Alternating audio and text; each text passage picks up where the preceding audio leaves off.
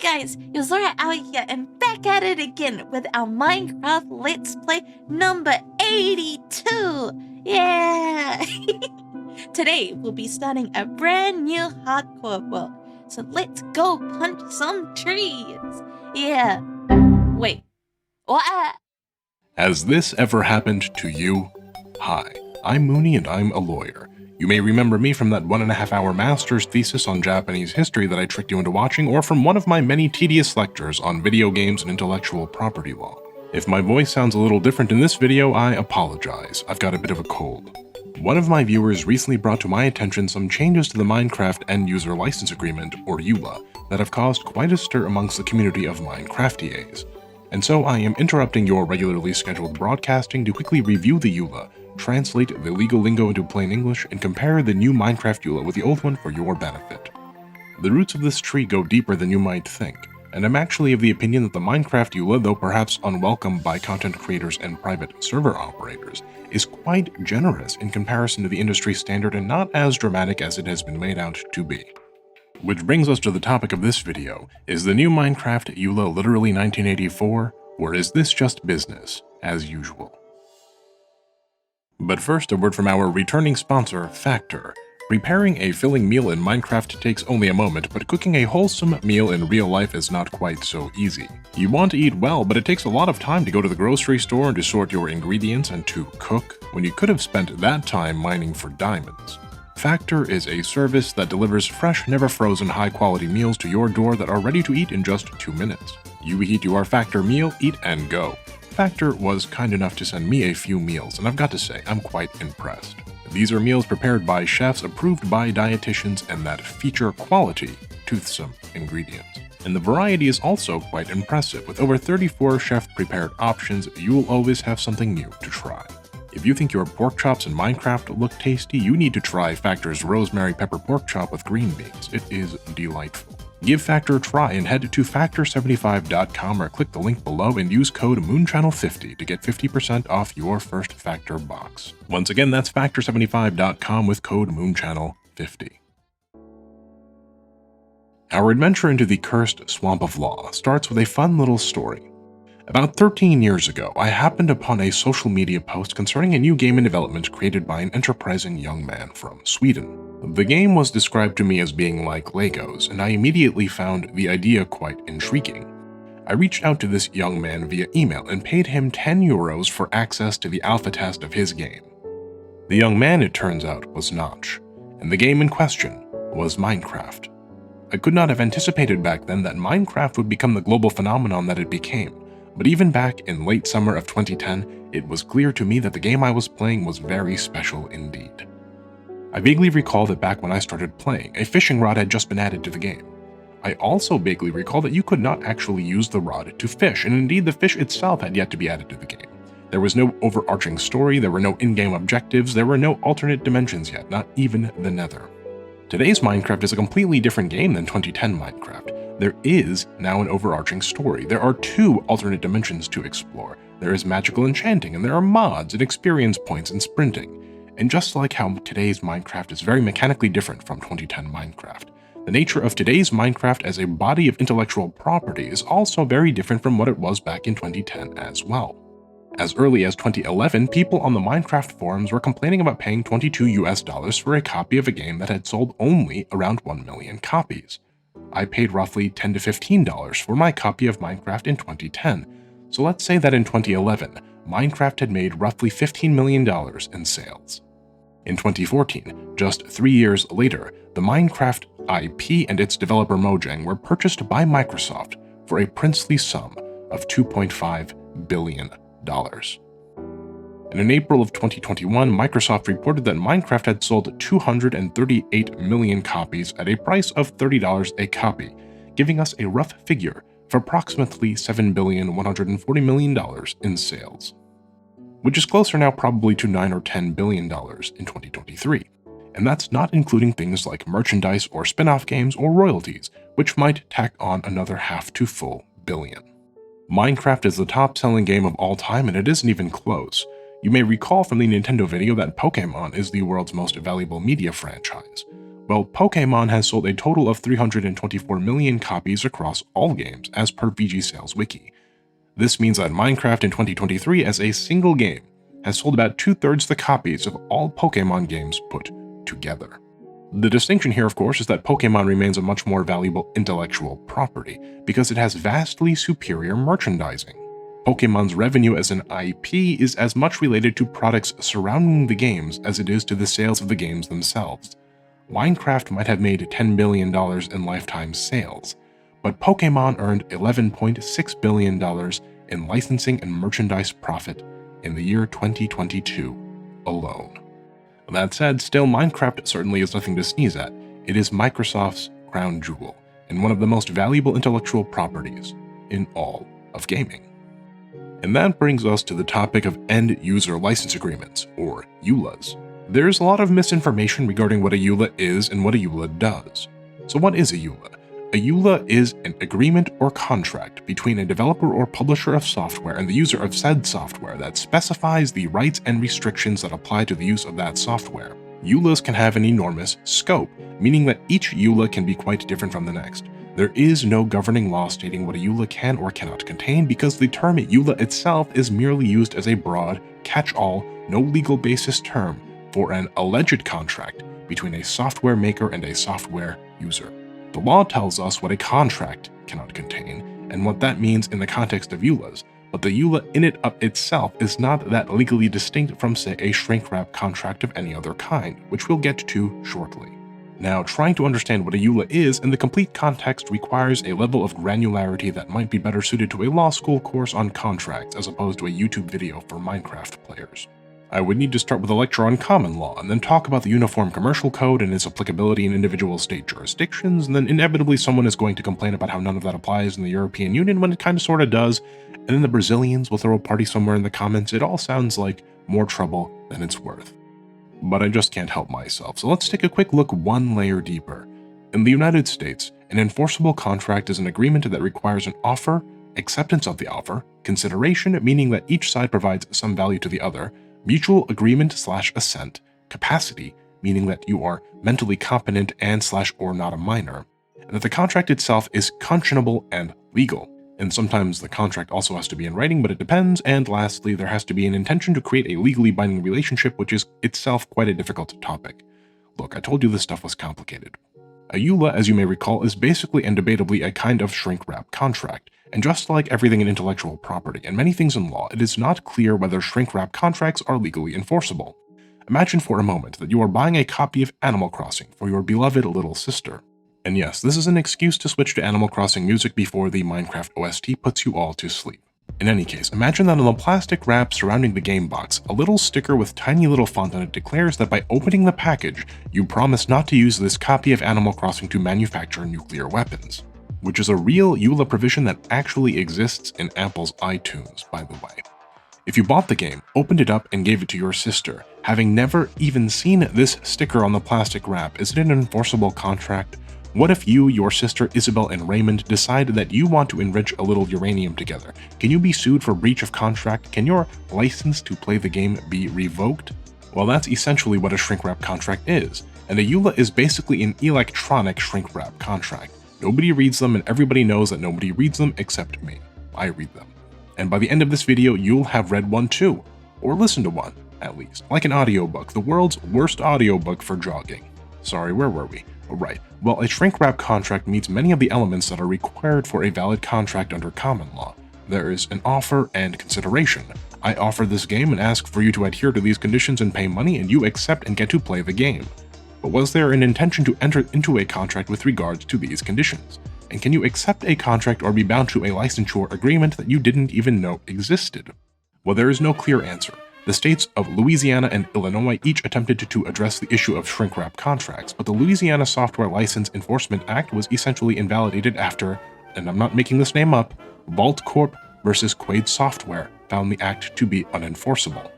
And the Louisiana Act was also thereafter shortly repealed. Legal precedent in this case has been equally unhelpful. There are two parallel legal lines here on this topic that don't ever meet. The 7th Circuit in Pro CD v. Zeidenberg decided that shrink-wrap contracts are largely enforceable, and a whole line of cases has followed that precedent in favor of shrink-wraps. However, another lineage of precedential jurisprudence emerged out of the Second Circuit in Sprecht v. Netscape vis-a-vis Klosek v. Gateway, which held that certain characteristics of certain shrink-wrap contracts are unenforceable, but did not comment on the legality of shrink-wrap contracts as a whole. Mooney, I can hear you ask. Why did we need to learn about this stuff? What's the point? Well, the point is that the legality of EULAs isn't clear.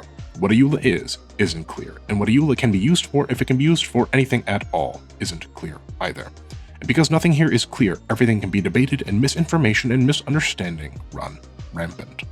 In other words, when it comes to understanding EULAs, no one is around to help.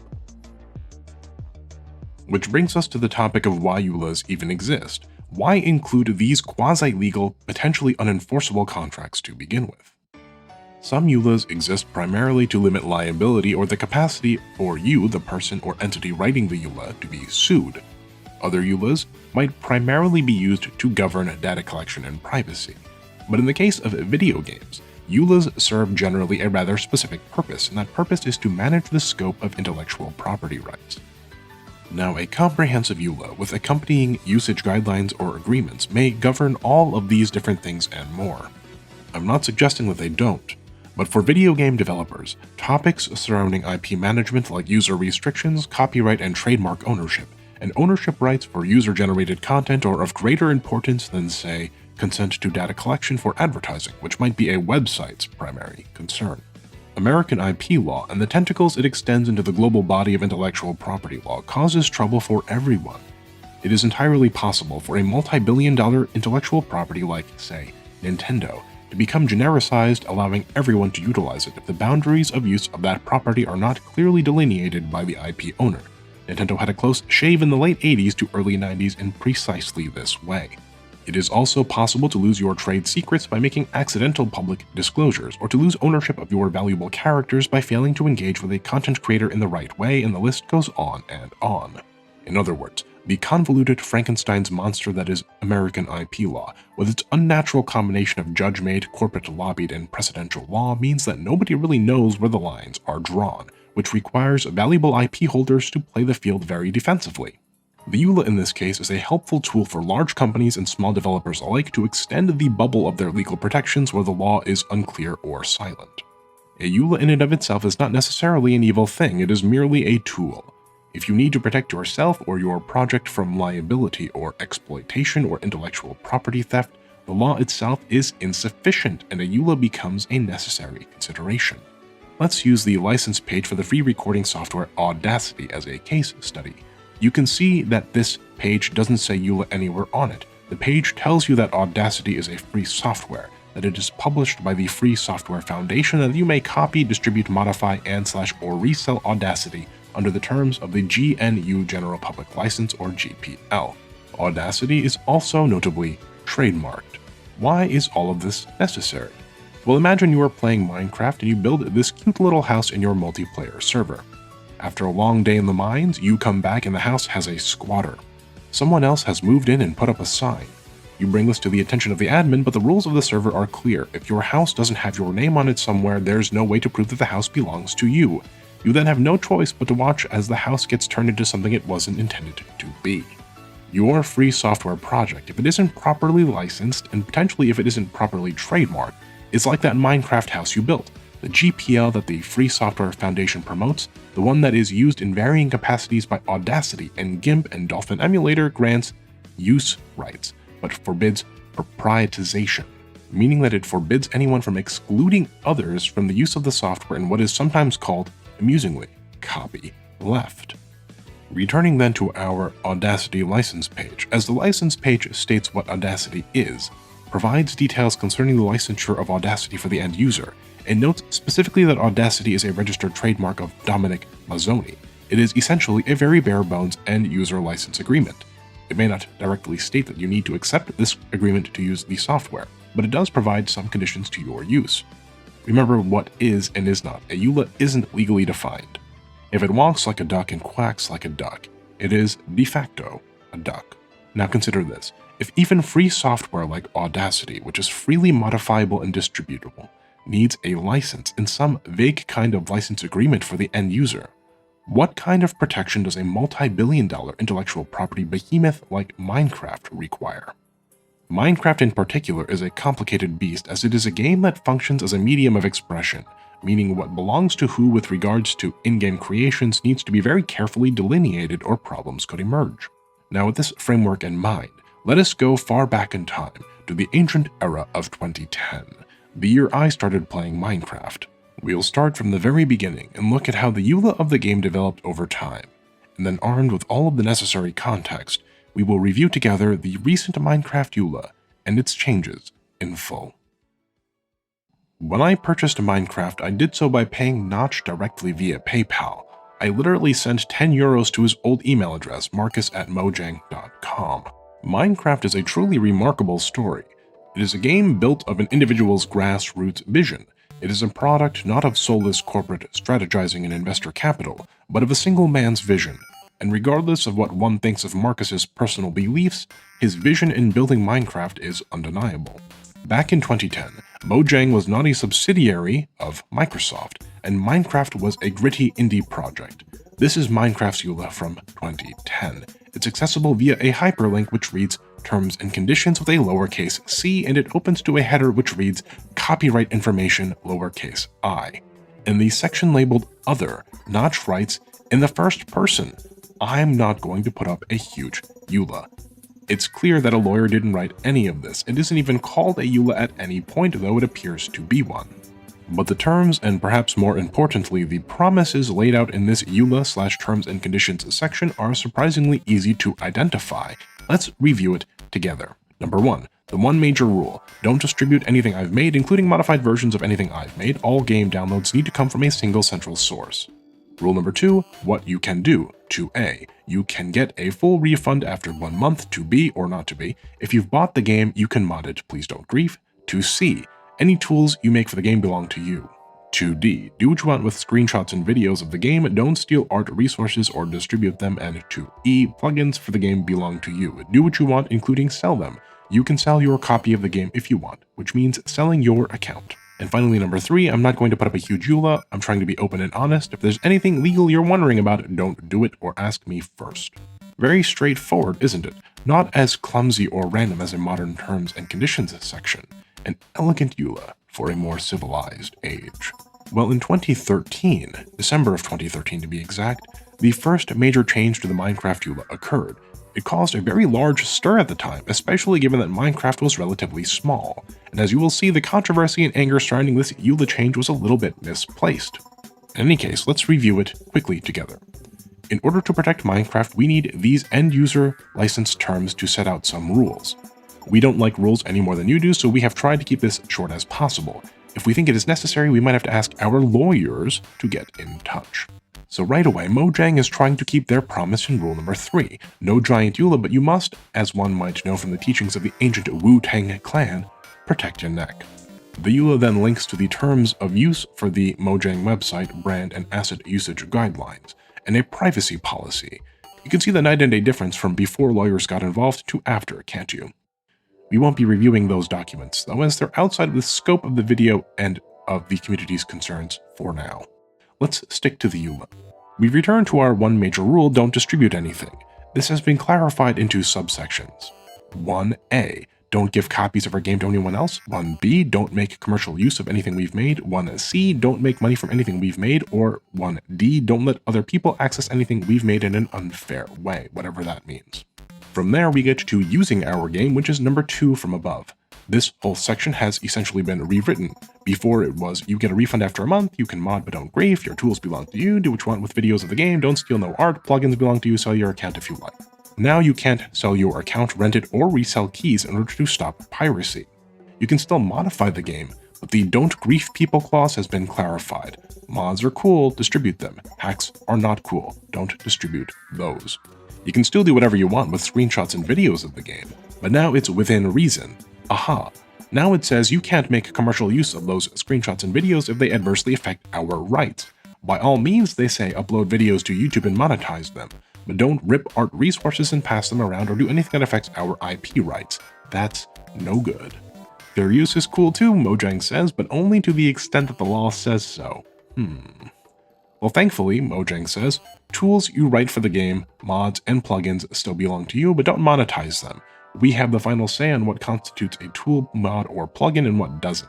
You can see this expands Mojang's power over mods considerably. You can't sell them anymore, even if you own them. And this is in order to protect Minecraft as an intellectual property.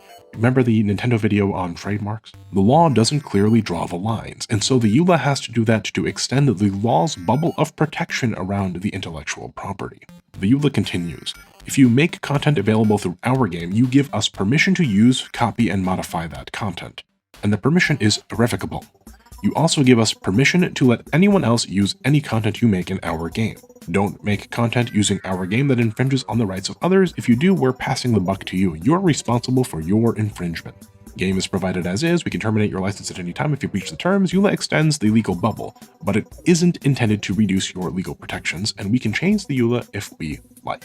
Now let's take a moment to reflect. In this December 2013 EULA, which went into effect on August 1st, 2014, what do you suppose was the point of controversy? Why was everyone so upset about this change? Well, the issue back then was ostensibly that many Minecraft servers were pay to win. You quote-unquote donate to the server and you get perks in the form of in-game items or materials or buffs. And there was a spoken and unspoken reason for this change. The spoken reason is that pay-to-win servers are unfair. And according to Mojang's Eric Rose at the time, if you are on a server, your experience should be the same as every other player. We just do not want people to mix the pools of paying people and non-paying people. In other words, Minecraft is for the people. Now, the unspoken reason that many presumed was totally wrong. Users thought that Mojang put the clamps on pay-to-win servers so that Mojang could sell them the stuff that private server operators were selling. This argument is often thrown around when restrictions around IPs are tightened, and it is almost always not the case. Another incorrect reason given was that the crackdowns on these servers were made so that Mojang could sell their own private servers to users via Minecraft realms. But the unspoken reason, the real reason for the EULA changes, I'd argue, is that Mojang didn't want their ownership of the Minecraft intellectual property to be muddied by the commercial usage of their IP by private server operators. Think of this all in real estate terms, sorry in advance to Gen Z, and the millennials, and like half of Gen X. Before you buy or sell property, you always want to make sure that the title to the property is nice and clean. No liens, no other ownership rights you aren't aware of. Well, Mojang was trying to do the same thing, because unbeknownst to the Minecraft community in December of 2013, something was coming that would change Minecraft and the video gaming space forever. In September of 2014, just 1 month after the new Minecraft EULA took effect, Marcus sold Minecraft to Microsoft in a $2.5 billion cash deal. The Minecraft community, famous for its mature adult user base, accepted the news in a calm and collected no. As you'd expect, the Minecraft community completely lost its collective marbles. Some users blamed those who had complained about the new EULA months ago, saying that Notch must have sold Minecraft because he was tired of all the pressure from people complaining about his doing the right thing. Notch's blog post on his decision was also memorialized in the form of a paste bin. In this blog post, Notch says that people were bothering him about the EULA changes and that he was confused and frustrated and didn't want to be a symbol or a CEO, that he is just some nerdy computer programmer, etc., etc. It's not about the money, he said. It's about my sanity. My respect and love for Notch, for Marcus, is evident. I've stated as much in the video already and have even communicated directly with him in the distant past. But, and you may recall me saying this in the Dolphin Emulator video about Gabe Newell, you don't get to be a billionaire without making billionaire decisions, and billionaire decisions are always about the money. You see, even before the Microsoft acquisition, Mojang was beginning to utilize the power of law to consolidate its intellectual property ownership. Minecraft's lenient EULA was a product not of good intentions, but of naivete, and as Minecraft grew, so too did the clamps tighten around the IP. Consider, for example, the story of Bukkit. Bukkit.org was an open-source server for Minecraft, the first organized project of its kind. It launched with the GPL license, the copyleft one, as you recall, And from 2011 to 2014, if you ran a private Minecraft server, you were very likely using Bukkit. In 2011, at the first Minecon, Mojang showed its love to Bukkit by hiring 4 of its developers to work on Minecraft directly. And it seemed that Mojang had no problem with Bukkit being an open source project licensed under GPL version 3. Sure, Bukkit acted like a mod. It utilized/reverse engineered some parts of the Minecraft game code to build its own server code and API. But Mojang had no problem with that. At least, it appeared that way, until December of 2013 when the new EULA was implemented. The fireworks that occurred put a heavy burden on open source developers, who were under pressure to abandon their projects in light of the EULA changes we discussed.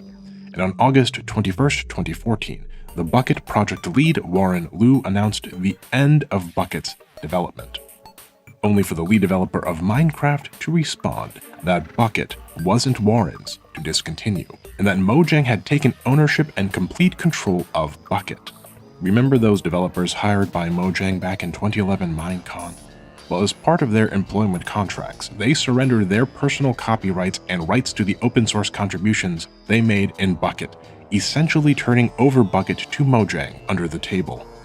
On September 5th, 2014, a lead Bukkit dev not hired by Mojang issued a DMCA takedown on all of his contributions to Bukkit, which caused the source code for Bukkit to be, well, taken down. This was a huge deal for the Minecraft community. Bukkit was being used at the time and estimated 3 times more than Mojang's own server software. Now, Mojang had to have known that an under-the-table acquisition of an open-source project licensed under the GPL would not have passed muster if it had been challenged.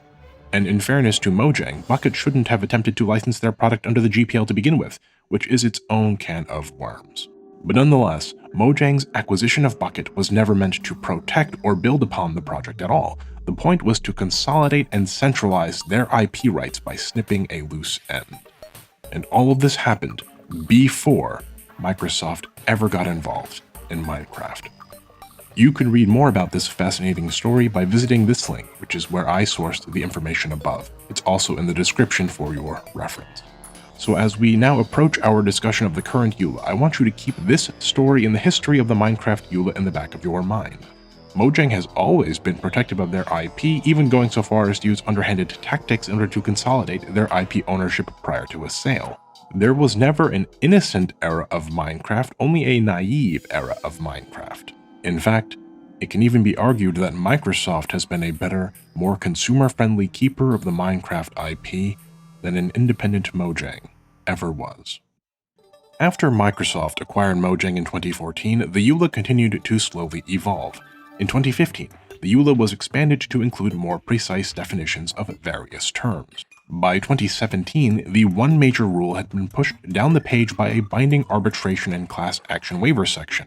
Boilerplate stuff included in many a EULA meant to prevent expensive court proceedings and perhaps to confer an unspoken home field advantage to the EULA provider. But then, quite suddenly, the EULA stopped changing. This 2017 EULA lasted from September 2017 until the recent EULA changes on August 2nd, 2023. Now, what is interesting is that throughout this entire time, from the beginning of Minecraft to until just recently, the original voice of Notch was preserved in the text of the EULA. That one major rule language is essentially the same as it was back in 2010.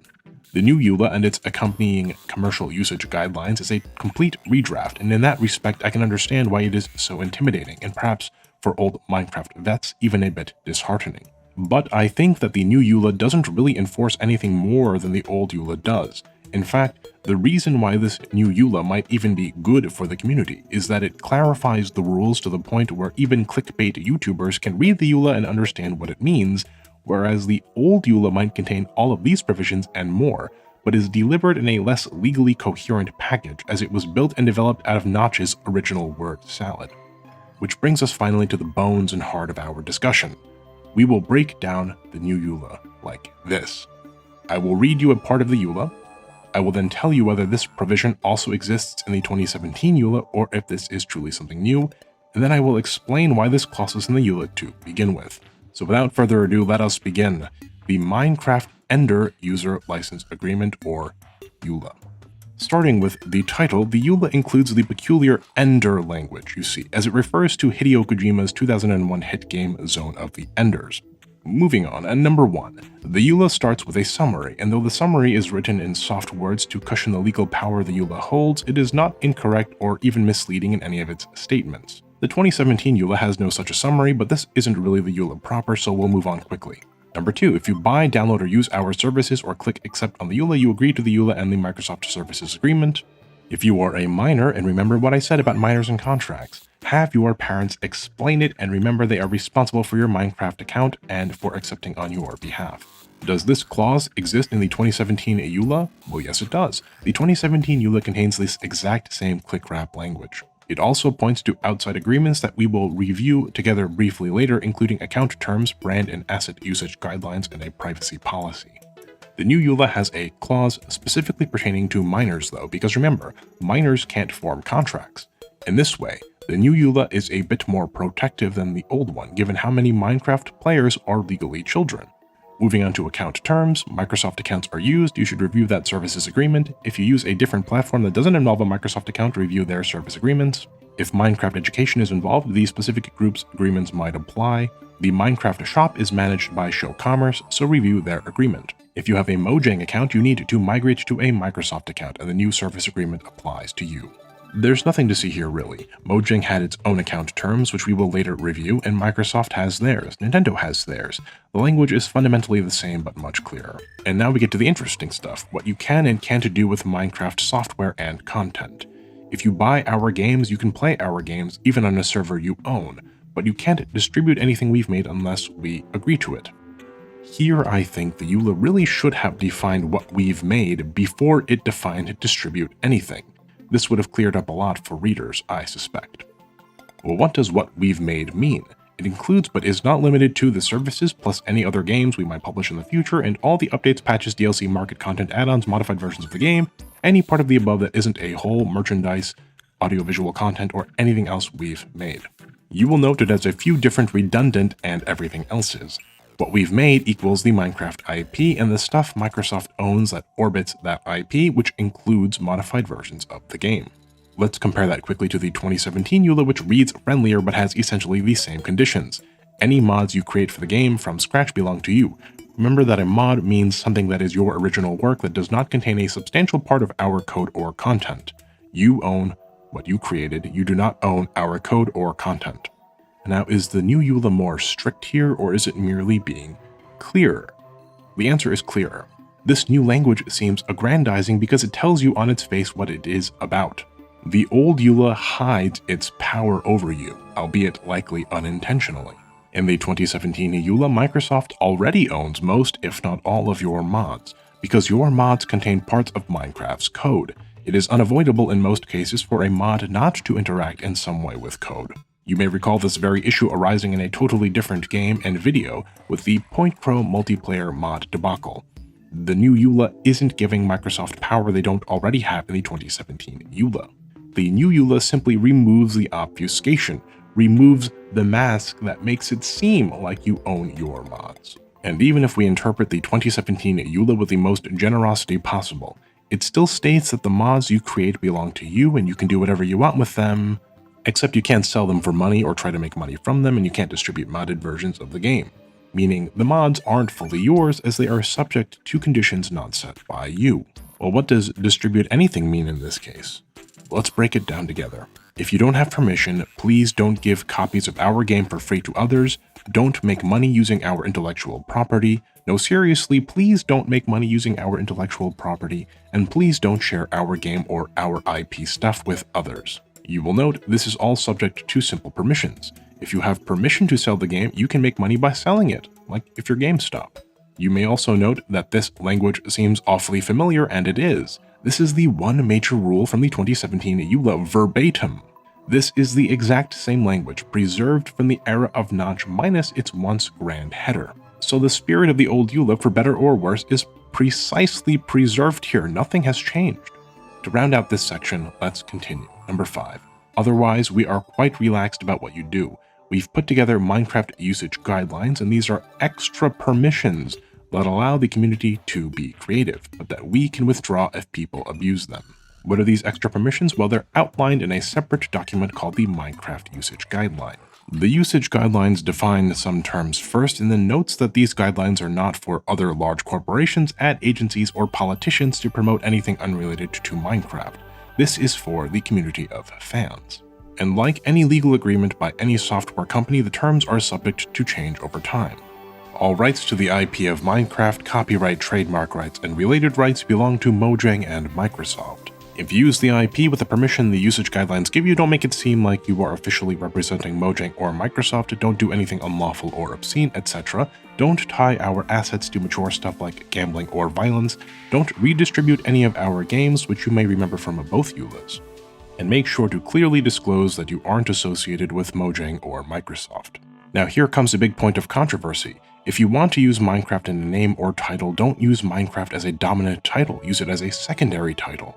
Well, this is tyranny, surely. You can't use Minecraft as a name or dominant title? Does this mean our YouTube videos can be taken down if they contain the wrong name? Well, here's the truth of it. That was always the case. Here is a screenshot of the Minecraft usage guidelines from 2015. This "we're not cool with it" language is nothing new. It's existed in the guidelines for nearly a decade. The people complaining about this title thing have simply never bothered to read these guidelines until now. This new EULA isn't 1984, it's 2015. It was always within Microsoft or Mojang's power to pull the plug on any YouTube video or content involving their IP for essentially any reason, including but not limited to these naming guidelines. If these guidelines weren't put to paper, the only difference would be you wouldn't know why your videos were running into trouble. This clarity is a good thing. These guidelines are an extension of our protections. It helps us know where the lines in the sand actually are instead of having to figure them out by tripping over them. We're going to skip the commercial use section for now as it isn't really relevant to the rest of the video. If you have questions about it, please leave me a comment. In general though, again, more detailed but not more strict, and a lot of the language is identical. Which brings us to videos, streams, and screenshots. And friends, let me tell you, this is a very generous set of permissions. Microsoft and Mojang are directly telling us that we can put footage of the game on YouTube or Twitch and make money from them as long as we aren't adding paywalls, in real life or otherwise, and are adding our own unique content to said footage. The old usage guidelines said essentially the same thing, only much worse and half completed. There's this line at the bottom of the old guidelines that says, "More will follow, as and when we decide what to add." If something isn't covered by these guidelines and we haven't otherwise said it's okay, that means we don't want you to do it. These half-finished guidelines survived from 2015 until August of 2023. These old guidelines aren't a good thing, they are terrible. I say once again, don't mistake brevity for leniency. Short and vague is worse than reasonably longer and more detailed when it comes to EULAs and usage agreements that are intended to protect valuable intellectual property. As the net such short EULAs cast can be way wider, and thus enforcement of IP rights more arbitrary. And speaking of enforcement of IP rights, we finally arrive at what I had expected to be the most controversial section of the new EULA and usage guidelines, servers and hosting. But once again, the conditions are fairly generous. You can charge for access to your server, you can solicit donations as long as those donations don't come with pay-to-win mechanics, you can sell titles and cosmetics as long as those don't interfere with gameplay. You can show advertisements in-game as long as they follow constructed promotions guidelines. You can sell and use in-game virtual currencies as long as they can't be cashed out. No money laundering using Minecraft, sorry. And these are all taken almost verbatim from the old commercial usage guidelines from 2017.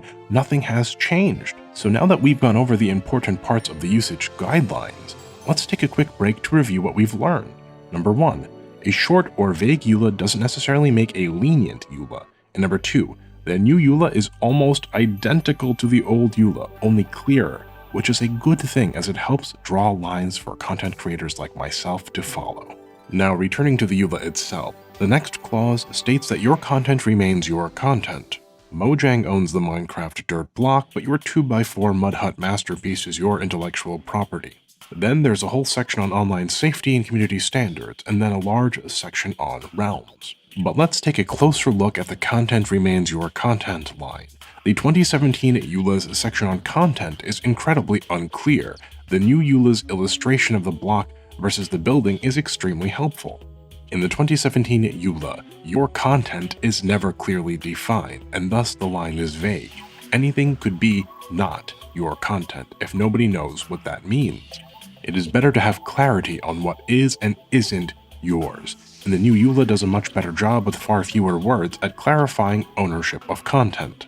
The 2017 EULA also doesn't have these large sections in the EULA dedicated to values, diversity, and online safety. All of these things are not only good for a community, arguably, they protect Mojang and Microsoft from liability in different ways. All good stuff for almost everyone playing Minecraft, I think you will agree. Now, what about all of this stuff on Minecraft Realms? Well, I wasn't able to locate the 2017 use agreements for Minecraft Realms, but nothing in the new EULA seems particularly controversial here. Realms is a paid service where you loan a dedicated server from Microsoft to play Minecraft. If you don't want these restrictions, an independent private server is always a possibility. And that's it. That's the whole EULA. There's some general stuff, sure, and a privacy statement, but really nothing has changed. Barely any of the words have even changed. This is just the same EULA, rewritten for clarity, and clarity is good. But we're not done with our EULA analysis. I'd like to do one last thing before we wrap up this section and move on to EULA comparisons with other IPs. I'd like to look directly at the Minecraft community's complaints about the new EULA to help assuage the panic. Reddit user Yes I'm Kian is a gun server owner who feels that the new EULA update is officially 1984. But is it? I've seen this same body of complaints reposted all over the internet. Let's take a look at these complaints together and see if his statements ring true. Number 1. Servers with player queues such as 2B2T are now non-EULA compliant. Kian cites to a clause stating that access to your server can't be limited to or controlled directly or indirectly by a player owning or having access to out-of-game content. Now, in fairness, the old EULA doesn't directly mention that access to your server can't be limited or controlled, and Kian's first point has some merit. This does appear to do away with priority queues. But priority queues, including the one Kian is referring to with 2B2T, have arguably never been allowed. It's just clarified now. Consider the 2017 EULA and agreement concerning accepting donations. You are allowed to accept donations from players but can't give preferential treatment for donating, and this ostensibly includes priority queues. It wasn't enforced, but that doesn't mean it isn't against the EULA. And this is also why having a clear EULA that appears stricter is better than an unclear EULA that appears more lenient but isn't actually in effect. Moving on to allegation number 2, any server, piece of online content such as a video or other may be taken down due to any reason whatsoever if we don't like what you are doing. We meaning Mojang. Now let's be clear, this is the case with virtually every and any intellectual property, and is especially the case with video games. Again, remember the Point Pro video. As content creators, our use of someone else's IP is completely up to the IP owner. They owe us nothing and can take away that permission at any time. Fair use is an affirmative defense in court and not an active protection. And, here we go, furthermore, this has always been the case. The 2017 EULA uses this exact same language, word for word. It is not new to the 2023 EULA. Complaint number 3. All server owners are obligated to add a disclaimer saying not an official Minecraft product. This has always been the case, and it has been a part of Minecraft's EULA since 2015, using this exact same language. This is not new. Complaint number 4. Using Minecraft as a significant creative work, such as in a YouTube video, is no longer allowed. The example given, Minecraft, the ultimate kotoba server for Redstone, is not allowed. Well, say it with me, everybody. This has always been the case. This language has been a part of the Minecraft EULA since at least 2015. Even the kotoba examples survive, albeit slightly changed. Complaint number 5. Any server or other things is considered commercial under every circumstance, even if it does not make money or not. Well, guess what? That's right. This has always been the case. From the 2015 EULA, exact same language. Nothing has changed here either. Complaint number 6. In-person Minecraft events like LAN parties are no longer allowed to engage in sponsorships if said event is to make money. So this is a legitimate new clause, but only because the old EULA and usage agreement did not have any language that directly addressed in-person events. However, this was also likely never allowed pursuant to the 2015 commercial guidelines, which state that things not specifically permitted in the guidelines aren't allowed. And again, vague language makes for stricter terms. As such, sponsorships for in-person Minecraft events like LAN parties were ostensibly never permissible. Now, at the very least, it's more clear. Complaint number 7. In-person Minecraft events cannot be marketed using Minecraft assets such as logos or fonts. This is the same as the above, right? Ostensibly never previously allowed either. Not stated doesn't mean allowed. Quite the opposite is true. Complaint number 8. Servers with any content not suitable for 10-year-olds, whatever that may be, is no longer allowed. But this has always been the case. This exact same language exists in the 2015 EULA, identical to the 2023 EULA. The new EULA helpfully offers a bit more explanation. Instead of saying your content has to be suitable for the target audience, it is now for 10+. But Mooney, I hear you say, this new EULA includes violence and terrorism and explicit lyrics and mature content instead of the previous etc. Okay, fair point. But this doesn't mean it wasn't always still the case. We should welcome this change because it tells us directly where the line in the sand is, instead of saying merely etc. This kind of content was always on the chopping block. We are now only being told about it. What a EULA says and how it is enforced are two different things. And why hasn't it been enforced? Well, that's up to Mojang and Microsoft. Enforcement is expensive and tricky. Smaller EULA violations might simply be escaping notice or not worth the cost to enforce. Or maybe you have to read between the lines and understand that these clauses are just meant to protect the company from liability. In any case, number 9. Fictional story writers are not allowed to include Minecraft brands or assets like fonts or images for Minecraft-related works. So this new clause is reworded, but the power of the clause already exists in the 2015 guidelines, where it states in separate and rather unclear terms that Minecraft's logo or the word Minecraft or its assets or brand are not allowed to be used in books and other publications. In other words, this has likely also always been the case. Kian then finishes off by accusing Mojang and Microsoft of gaslighting, which is always nice, and then states that they've changed the EULA such that they can now change the guidelines whenever they like, and that it's supposed to be our responsibility to check them. Which, as you all know, has always been the case, and always will be the case, of course. And that's the whole list of complaints. My friends, this is 1984, this is Democracy Manifest. Having read the EULA with me, and the usage guidelines, and having compared the old EULA and guidelines to the new ones, what do you think? I'll tell you what I think. It is completely unnecessary panic. Nothing in this EULA has substantively changed. The rules remain the same, they're just clearer now. Will enforcement be ramped up? Well, this I can't say, but if enforcement is ramped up, it won't have anything to do with alleged new powers granted in the new EULA or usage guidelines. I encourage you, my viewers, not to be swept away by tides of mob mentality, but to take a moment and observe situations like this one with nuance and attention to detail. It takes a month to make a video like this one, debunking spur-of-the-moment passionate and angry complaints, but it only takes a second to make said complaints. May you, my Moon Channel viewers, always seek the context before jumping on the bandwagon. Now, before we conclude, I want to make the case that the Minecraft EULA is actually quite the opposite of what commentators like Kian make it out to be. In fact, I think we are quite privileged to have such a degree of freedom when it comes to engagement with the Minecraft IP. Microsoft, for all of its faults, has done a tremendous job with Minecraft on the IP engagement side, and I don't think the Minecraft community understands how rare this truly is. In order to give you an idea of how lenient, not strict, but truly lenient the Minecraft EULA and guidelines are, let's take a quick look at a different EULA from a similar game in this space.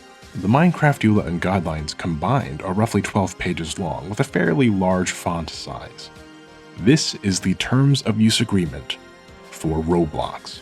It is 33 pages long, with tiny little font and tons of legal jargon and citations, all that good stuff that the Minecraft EULA very intentionally doesn't include. This is Minecraft's EULA on what your content is and isn't. It's a pretty legally sound summary of the Microsoft Service Agreement concerning your content, which is itself rather generous.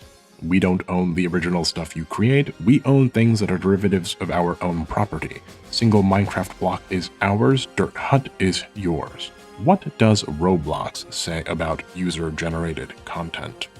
The services contain various forums, functionality, software, and other interactive features that allow you to create, upload, submit, publish, display, generate, transmit, or otherwise make available / publish UGC on the services. For more information on these features, please also read Section 2 of the Creator Terms yada yada. Some experiences allow for users of that experience to publish UGC within the experience. Such users who separately publish UGC within an experience hereby grant both Roblox and the creator of the applicable experience a worldwide perpetual royalty-free and irrevocable right and non-exclusive license to use and exploit the UGC in any manner or media, etc.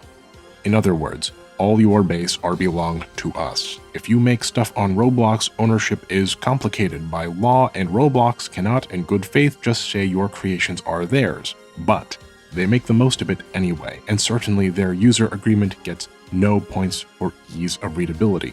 Minecraft is ESRB rated Everyone 10+ and PEGI 7+. Roblox is also rated ESRB 10+ and PEGI 7+. Minecraft's EULA is drafted in such a way that it can be understood even by a 6th grader. Roblox EULA is drafted in such a way that it can barely be understood even by a lawyer. Minecraft is truly unique in this way, and for all its faults, we've never seen an IP the size of Minecraft handled with such openness and content creator friendliness. Microsoft has problems, sure, but with regards to Minecraft, it is a pioneer, and its handling of the franchise should be respected and not harangued. If this is how we treat those trying to do good for us, we are merely inviting the opposite. Minecraft is the most egalitarian intellectual property of its size. I can't think of another IP that has such a lenient, generous EULA attached to it. We Minecraft players are deeply spoiled by the amount of freedom we have to create and utilize different aspects of Minecraft for our own artistic expression and for our own commercial ventures. In being spoiled, however, I fear that we have also become privileged. The complaints I've seen surrounding the new Minecraft EULA are wholly without merit. The EULA is almost exactly the same as it used to be, and if anything does happen enforcement-wise, it's not likely to be because of any substantial change in the end-user license agreement or usage guidelines. If you have any other complaints that I've not seen, bring them up in the comments and I'll see what I can clarify. But please also review the old 2017 EULA and guidelines first, linked in the description, and see if the answer might already be there. There's nothing dramatic about the new Minecraft EULA on paper. We've made a monster out of a mere shadow. So is Minecraft's new EULA 1984? Is it Brave New World? Is it Fahrenheit 451 with a Handmaid's Tale for dessert? No. It turns out the new EULA is just business as usual. A special thanks to my dear friend, the ever-effervescent Yozora Aoi, for her help on the video's intro. You can check out Yozora's Twitch channel at twitch.tv/Yozora Aoi or by going to yozoraoi.live. I've been your host, Mooney with a cold, and thank you for tuning in to Moon Channel.